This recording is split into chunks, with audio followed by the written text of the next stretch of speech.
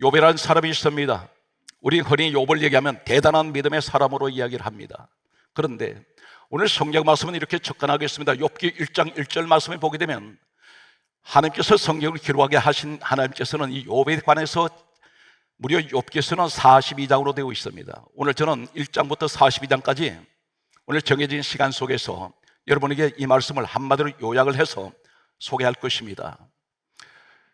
욥기서 1장 1절은 욥을 가리켜 하시는 말씀이 이렇게 말씀하고 있습니다. 욥은 온전하고 정직하여 하나님을 경외하며 악에서 떠난 자들아. 이 사람은 온전한 사람이라고 했습니다. 완전한 사람. 그리고 이 사람은 정직한 사람이며 하나님을 경외하고 악에서 떠난 자라고 그렇게 말씀하고 있습니다. 욥기서 1장 2절 말씀을 보게 되면 성경 말씀은 다음과 같이 또 기록한 내용을 봅니다. 욥이라는 사람에게는 아들 7명과 딸 3이 있었다고 그렇게 기록하고 있습니다. 이어서 욥기서 1장 5절 말씀을 보게 되면 이 욥이라는 아버지가 자녀들이 명수대로 번제를 드리는데 이 번제는 하나님 앞에 드리지는 제사입니다. 이 자녀들을 위해서 하나님 앞에 제사를 드리는 이 욥은 항상 그의 행위가 항상 그러하였더라 이렇게 강조하고 있습니다. 그런데 욥기서 1장 6절 말씀을 보게 되면 어느 날 사탄이 사단이라고 하는 마귀라고도 하는 이 악한 자가 하나님 앞에 나타났습니다. 하나님께서 이 사단을 앞에 세워놓으셨습니다. 그리고 하나님께서 이렇게 물으십니다. 욥기서 1장 7절에 보게 되면 사탄아 내가 어디서 왔느냐 이렇게 사단에게 하나님께서 물으셨을 때에 이 사탄이 다음과 같은 말을 합니다. 욥기서 1장 7절에 보게 되면 제가 여기저기 두루 돌아 왔습니다. 사방으로 사탄이 두루 돌아다녔다고 했습니다. 여기 두루 돌아 이곳저곳 다녀왔다고 했습니다. 마귀가 관광을 했을까요? 온 세상을 다니면서 세상 구경을 하러 다닌 것이 아닙니다. 이 사단이 하는 말은 하나님께서 다시 물으셨을 때 사단아 내가 어디서 왔느냐 했더니 여기저기 두루 돌아 다녀왔습니다 이렇게 말하는 이 사탄은 바로 무엇을 두루 돌아 다녀왔다는 얘기냐면 신약 성경 베드로전서 5장 8절에 보게 되면 이렇게 강조하고 있습니다. 근신하라 깨어라 너희 대적 마귀가 우는 사자같이 두루 돌아다니며 삼킬 자를 찾나니 이 사탄 마귀는 영혼 사냥을 하러 다닙니다. 넘어뜨리기 위해서 혈안이 되어 있습니다. 마지막 때에 이 사단 마귀 성경은 욥기서 1장 7절은 사단이라고 그러고 또 베드로전서 5장 8절에는 마귀라고 나와 있습니다. 왜 사단 마귀라고 이 호칭이 다를까요? 다른 존재일까요? 그렇지 않습니다. 계시록 12장 9절 말씀을 보게 되면 이렇게 기록하고 있습니다. 옛뱀 마귀라고도 하고 사단이라고 하는 온 천하를 꿰는 자 사단이라고 부르기도 하고 마귀라고 부르는 이 한 존재를 악령을 말씀하고 있습니다. 여기에 귀신들이 같은 무리들입니다. 이 귀신들이 어떤 모습을 가지고 있을까요? 오늘 제가 욥을 얘기를 하면서 왜 이야기를 말씀을 드리냐면 이 사탄 마귀가 여기저기 두루 돌아다니면서 삼킬 자를 찾고 있는데 성경 말씀은 마태복음 12장 43절 말씀을 보게 되면 더러운 귀신이 사람에게서 나갔다고 했습니다. 그리고 물 없는 곳을 다니며 쉴 곳을 구하러 돌아다니고 있습니다. 귀신이 좋아하는 곳이 어딜까요? 물 없는 곳입니다. 물 없다는 것은 황무지입니다. 바싹 말라버린 것입니다. 그런데 이 귀신이 어디서 나왔습니까? 사람에게서 나갔습니다. 이 귀신이라는 존재는 귀신이 들어갈 때 이 사람은 감각이 없습니다. 귀신은 사람 몸을 들락날락합니다. 그런데 정작 이 사람은 전혀 감각이 없다는 사실입니다. 왜 그렇습니까? 이 귀신은 영적인 존재이기 때문입니다. 오늘 이 귀신의 영적인 존재인 이 더러운 귀신이 사람에게서 나가서 물 없는 곳을 다니며 쉴 곳을 구하러 돌아다니고 있습니다. 사랑하는 성도 여러분, 이 시대는 사람의 심령이 바싹 말라버린 시대입니다. 코로나라는 3년 이상 계속된 이 코로나 전염병으로 인해서 영적 생활이 바싹 말라버렸습니다. 3년 전에 기도하던 사람의 기도가 말라버렸습니다. 은혜 생활 말라버렸습니다. 타성에 젖어 있습니다. 마당 신자가 너무 많다는 사실입니다. 형식적인 예배를 드리고 있습니다. 하나님 그 예배 안 받습니다. 성경의 말씀입니다. 마음을 다하고 뜻을 다하고 힘을 다하여 하나님을 경배하라고 말씀했습니다. 그런데 오늘 더러운 귀신이 물 없는 곳을 찾아다닙니다. 어디를 귀신이 좋아하느냐면 심령이 말라버린 사람은 좋아합니다. 은혜가 말라버린 사람, 그리고 사랑도 말라버린 사람, 감정도 말라버린 사람, 감사도 말라버린 사람, 기도가 말라버린 사람, 하나님에 대한 사랑이 말라버린 사람이 있습니다. 귀신은 여기를 뭐라고 말합니까? 마태복음 12장 44절에 이 귀신이 돌아다니다가 하는 말이 내가 나온 내 집으로 다시 돌아가리라. 이 귀신이 하는 말은 사람 몸이 집이라는 것입니다. 이 귀신 집을 사람 몸에 지어놓고 있습니다. 성경 말씀을 보게 되면 요한복음 13장 2절 말씀에 보게 되면 가룟 유다가 예수를 팔았습니다. 근데 우리는 흔히 얘기하기를 가룟 유다가 예수님을 은 30에 팔았다고 얘기를 합니다. 그런데 그 배후에 조종하는 자가 있었습니다. 요한복음 13장 2절 말씀을 보게 되면 사단 마귀가 가룟 유다에게 예수를 팔려는 생각을 넣었더니, 생각 누가 넣었습니까? 마귀가 넣었습니다. 이 말이 무슨 말입니까? 예수 죽여라. 이 말씀을 역설적으로 얘기하면 에베소서 1장 23절에 교회는 주님 몸이라 있습니다. 요한복음 2장 21절에 성전은 주님 몸이라 있습니다. 무엇을 말합니까? 오늘날 교회를 죽여버려, 교회를 무너뜨리라, 교회를 해치라. 이 말은 가룟 유다와 같이 사단 마귀가 이것을 시키고 있다는 것입니다.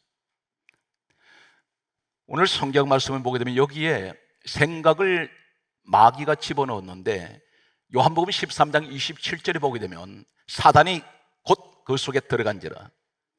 생각을 움직이는 자가 누굽니까? 마귀입니다. 지금 사단 마귀가 예수님, 우리 하나님께서 사단아 내가 어디서 왔느냐 이렇게 물으셨을 때 제가 여기저기 두루 다녀보고 왔습니다. 이 말이 무슨 말이냐면 이 사람 몸에도 들어가 보았고 저 사람 몸에도 들어가 보았고 생각을 훔쳐보았다는 것입니다. 그런데 우리 하나님이 놀라운 말씀을 합니다. 이 마귀가 이 말을 할 때, 사단이 이 말을 할 때에 욥기서 1장 8절에 사단에게 다음 같은 말씀을 하십니다. 너는 내 종 욥을 주의하여 보았느냐? 오늘 여러분들에게 하신 말씀입니다. 이 이야기가 욥의 이야기가 아니에요. 사단에게 묻습니다. 너는 내 종, 내 사랑하는 그 아이, 그 사람을 주의하여 보았느냐? 이 말이 뭡니까? 관찰해 보았느냐? 자세히 보았느냐? 무슨 행동하는 건 네가 보았느냐? 그런데 하나님이 이렇게 말씀합니다. 욥기서 1장 8절에 덧붙여 하신 말씀이 욥은 온전하고 정직하여 하나님을 경외하며 악에서 떠난 자인데 그와 같은 자가 온 세상에 없느니라. 이 말씀이 무슨 말씀이냐면 이 욥이 평소에 겉으로 드러난 모습은 대단히 온전한 사람입니다. 그리고 정직했습니다. 그리고 이 사람은 하나님을 항상 경외하고 악에서 떠난 자 같이 그렇게 하나님께서 말씀하셨습니다. 이때에 이 사단이 뭐라고 말하냐면 이 사단이 욥을 알고 있습니다. 뭐라고 말하냐면 욥기서 1장 9절에 이렇게 말합니다. 어찌 까닭없이 욥이 하나님을 경외하겠습니까? 그러면서 욥기서 1장 10절에 이렇게 말합니다. 사단이 하나님 앞에 반박하기를 욥에게 부족한 것이 없이 다 주셨지 않습니까? 욥에게 넘치도록 주셨지 않습니까? 그러므로 그 사람은 당연히 하나님을 경외하지 않습니까? 그러면서 여기서 욥기서 1장 11절에 하는 말이 하나님 욥을 치소서, 욥의 것을 뺏으라는 것입니다. 욥을 치소서, 그리하시면 틀림없이 욥은 주를 향하여 욕하리이다. 이 사단이 욥을 알아요. 제목을 따라 하시겠습니까? 사탄이 당신을 보고 있습니다. 사단이 우리를 보고 있다는 사실. 제가 지금까지 열거한 내용 가운데 귀신이 들락날락합니다. 같은 무리들입니다. 사단이 그 속에 들어갔습니다. 이 사람 믿음이 어떤 상태인지, 껍데기는 화려하고 온전하고 정직하고 의로운 같은데 하나님이 잘 섬기는 같은데 그 속을 들여다보고 있다는 것입니다. 그러면서 이 사단이 큰 소리를 칩니다. 하나님 말씀하시는 것은 욥의 겉모습은 온전하고 정직하지 않냐, 그리고 하나님을 경외하며 악에서 떠난 사람 아니냐 했더니 이 사탄은 아닙니다. 하나님 욥이 가지고 있는 것 뺏어 보십시오. 그러면 분명 틀림없이 하나님 주를 향하여 욕할 것입니다. 사단이 뭘 보았을까요? 지금 우리한테 뭘 보고 계실까요? 하나님께서는 성경 말씀에 이렇게 기록하고 있습니다.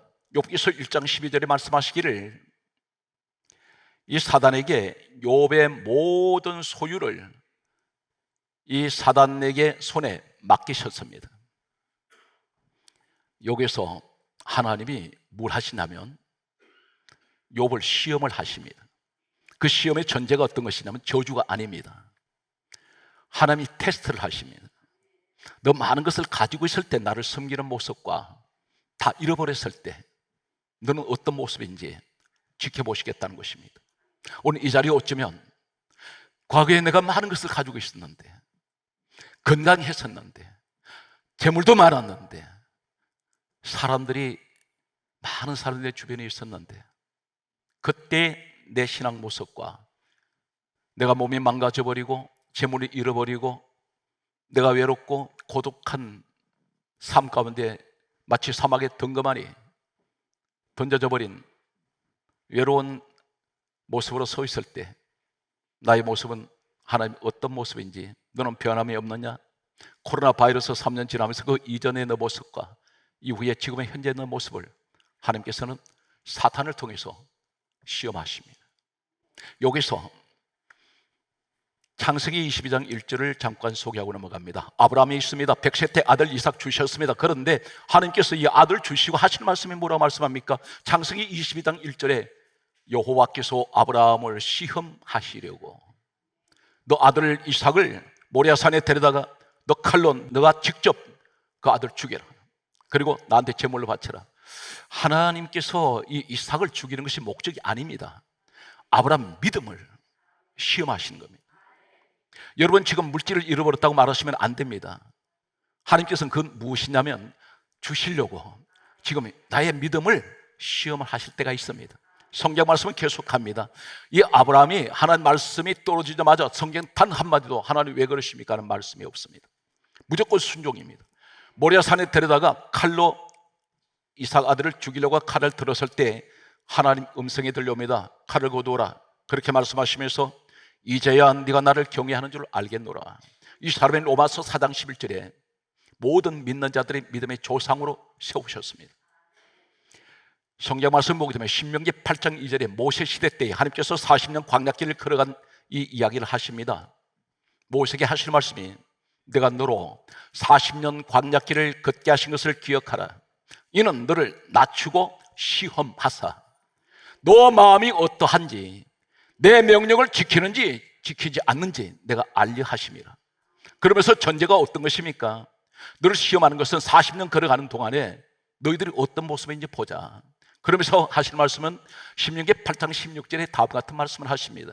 이는 다, 거기 왔어요. 이는 다 너를 낮추고 시험하사 거기에 따라서 마침내 너에게 복을 주려 하심이라. 하나님 시험은 복이 전제되어 있습니다. 환난이 왔을 때 불평하는 사람이 있습니다. 하나님도 다른 모습이구나. 많은 것을 줬을 때는 감사하더니 잃어버리니까 원망하는 사람. 이것은 하나님 보실 때 마치 하나님이 너는 처음과 끝이 다르구나. 코로나 바이러스를 지나면서 어떻게 극명하게 달라진지 아십니까? 한국교회에 우리가 추산하기로는 수많은 사람들이 교회를 떠나갔습니다. 수많은 교회문들이 닫혀버렸습니다. 이 코로나 바이러스는 분명 3년의 기간은 알곡과 쭉정이를 가려내는 하나님 작업이었습니다. 거짓과 진짜, 천국, 지옥으로 나눠버립니다. 어디에 사람을? 교회에 다니던 사람, 알곡 쭉정이를 나눠버렸습니다. 분명 저는 기도 가운데 이 응답을 받았습니다.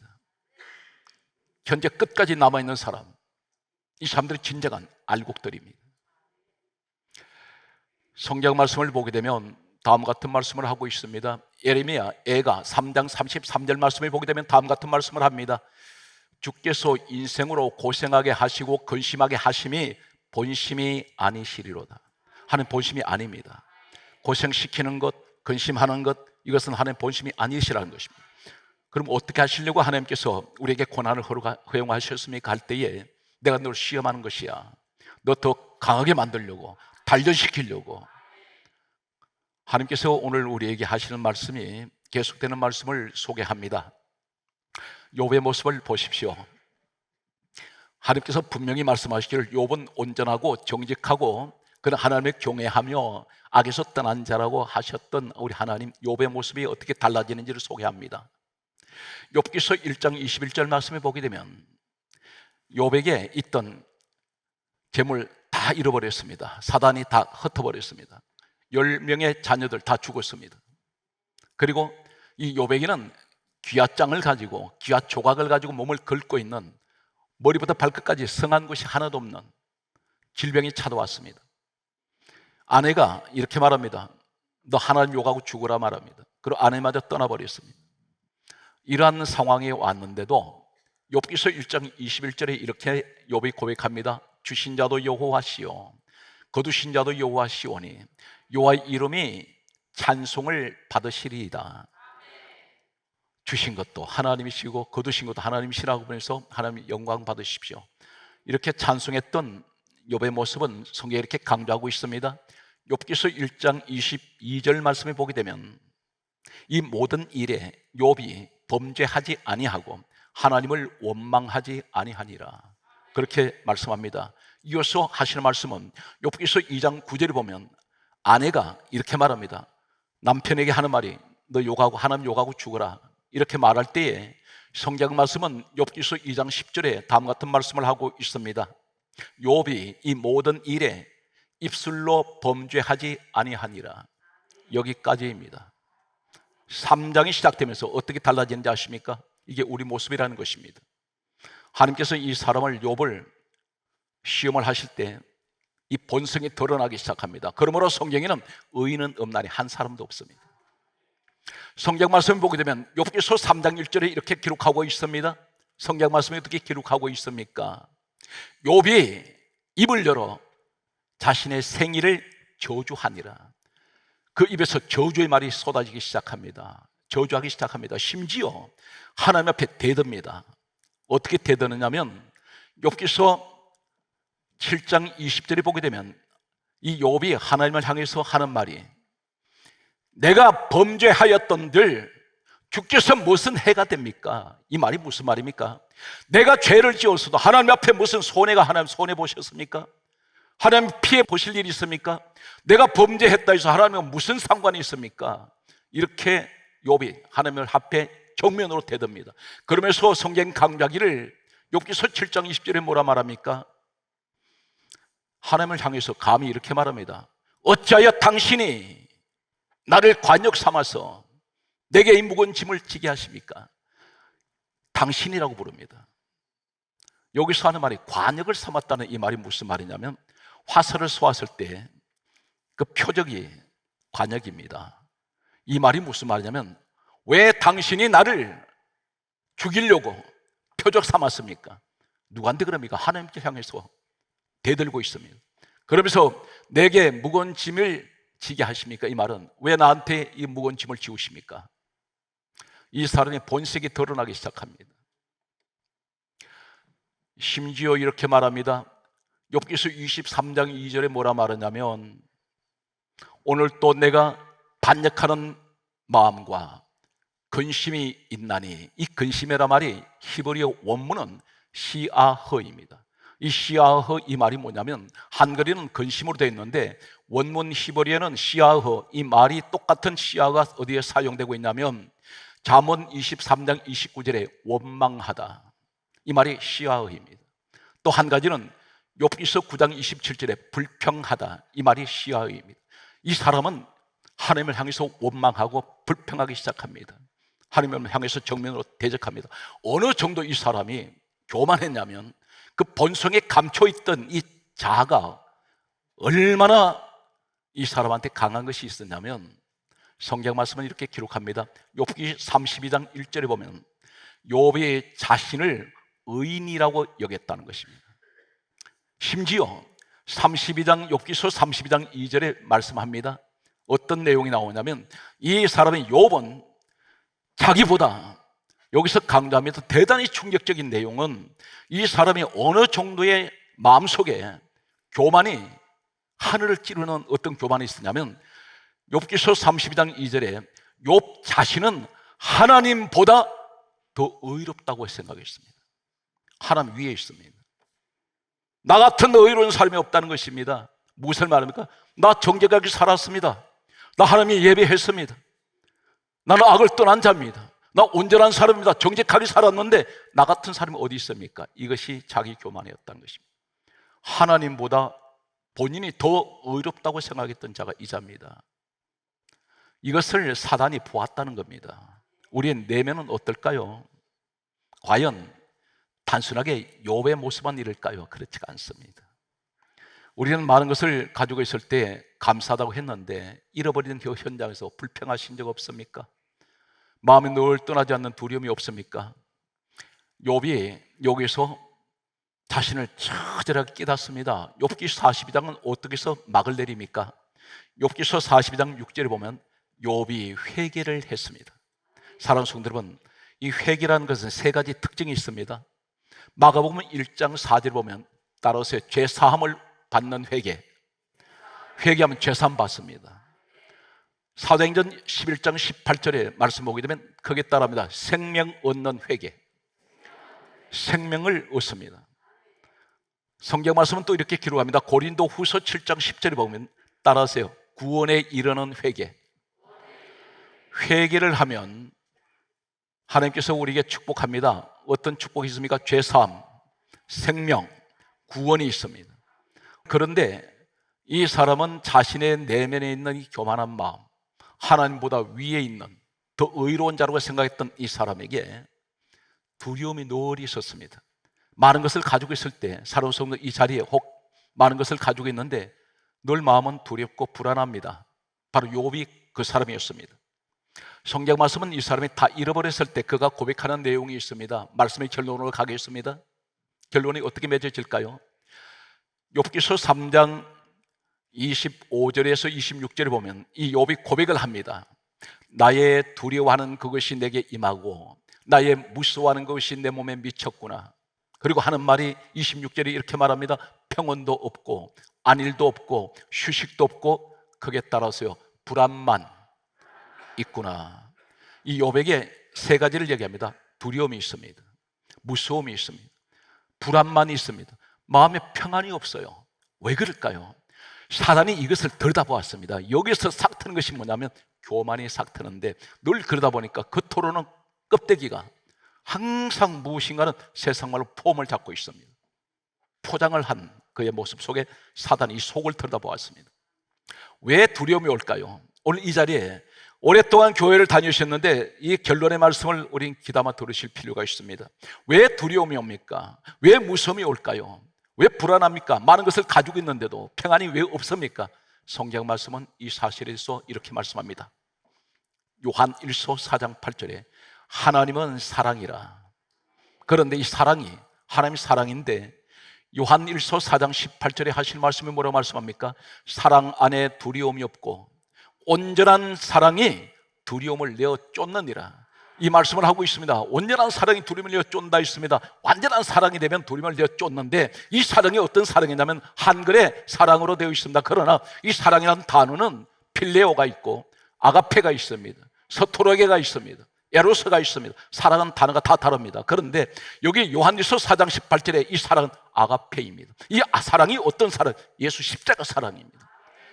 주는 사랑, 희생하는 사랑, 헌신적인 사랑. 이 사랑은 두려움을 내쫓습니다. 오늘 이 욥에게 무엇이 있느냐면 많은 것을 가졌을 때 그에게도 늘 두려움이 있었던 것은 완전한 하나님의 사랑이 그 믿음이 없었다는 것입니다. 오늘 여기서 우리가 복음적으로 말씀을 드리면 하나님은 어떤 분입니까? 사랑입니다. 그 사랑이 어떤 사랑입니까? 십자가 사랑입니다. 십자가 사랑은 어떤 사랑입니까? 하나님 아버지께서는 독생자 예수 그리스도를 죄인들을 위해서 이 땅에 친히 내려보내셔서 십자가에 죽게 하셨습니다. 이 사랑보다 더 위대한 사랑은 없습니다. 이 사랑이 아가페입니다. 오늘 복음적으로 무엇을 말합니까? 이 십자가 사랑, 하나님은 독생자 예수 그리스도를 땅에 보내시고 우리를 위해서 죄인된 나를 위하여 주님이 십자가에 죽으셨는데 이 사랑이 내게 완전하다면 이것은 바로 믿음입니다. 이 믿음이 어떤 믿음입니까? 믿음은 소망, 사랑 가운데 제일은 사랑이라. 우리가 천국 갈 때 믿음으로 간다고 했습니다. 그런데 그 믿음이 어떤 믿음입니까? 사람이 사랑을 믿는 것이 믿음입니다. 하나님의 십자가 사랑, 이 십자가 사랑이 내 마음에 가득하길 바랍니다. 주여, 내 마음속에 예수 그리스도의 사랑, 나를 위해서 죽으신 십자가 이 사랑을 나는 믿습니다. 독생자들까지 내려보내셔서 나를 위해서 죽으신 예수 그리스도의 사랑을 나는 믿습니다. 이 믿음이 어떤 믿음인가요? 완전한 믿음. 그럼 두려움은 떠나버립니다. 내가 예수 그리스도 안에서 나는 완전한 이 믿음을 갖고 있다는 것은 나는 예수 그리스도 말미암아 구원받았고 난 하나님의 자녀가 되었는데 내가 뭘 두려워하겠습니까? 잠시 동안 찾아오는 이 질병의 고통, 여러 가지 경제적인 어려움, 이것은 순간에 지나지 않습니다. 분명히 말씀드렸습니다. 하나님께서 신명기 8장 16절에 내가 너를 낮추고 시험한 것은 마침내 너에게 복을 주려 하심이라. 오늘 하나님께서 우리에게 말씀하신 내용은 마지막 결론은 요한복음 14장 27절에 나의 평안을 너에게 주노라. 너희는 근심도 하지 말고 두려워하지도 말라. 무엇을 말합니까? 오늘 결론은 예수 그리스도의 십자가 사랑을 나는 믿습니다. 이 믿음은 곧 소망을 가지고 소망은 곧 하나님의 사랑으로 갑니다. 사랑하는 성도 여러분, 오늘 또 주님의 사랑, 완전한 그 믿음이 내 마음속에 충만할 때에 두려움은 떠나가고 불안도 떠나갑니다. 사단이 나를 볼 때에 너는 완전한 믿음의 사람이구나. 이 사람은 절대 사단이 정죄할 수가 없습니다. 오늘 여러분, 사단이 인정하는 그런 믿음의 사람이 되셔서 아무것도 두려워하지 말고 승리하시는 여러분 되시기를 주의 이름으로 축복합니다.